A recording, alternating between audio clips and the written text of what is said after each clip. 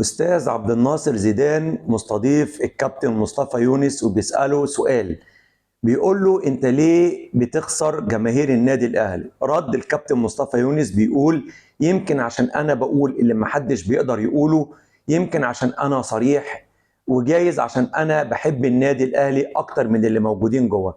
يا كابتن مصطفى، حضرتك بتحب نفسك اكتر من اي حد، وكل اللي يهمك ان حضرتك تستفيد من النادي الاهلي ماديا بقدر الامكان.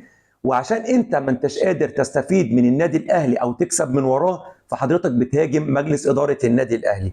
والكلام ده باعترافك انت لما طلعت في احد البرامج وقلت ان انت عندك شركه عندها استعداد انها تعمل استاد النادي الاهلي، وان انت كده كده هتاخد عمولتك من بره. وليك مقطع فيديو تاني وانت بتقول انك انت عندك استعداد انك تبيع ابوك وامك عشان خاطر الفلوس. فانت اللي بيحركك في المقام الاول والاخير هي المادة، وكل اللي يهمك انك انت تحاول تستفيد وتكسب من اسم النادي الاهلي ومن ورا النادي الاهلي. وعشان انت مش عارف تعمل الكلام ده، فانت بتحاول تهاجم النادي الاهلي باي شكل. انما حتة الدعاء المثالية ده ما يخشش علينا احنا.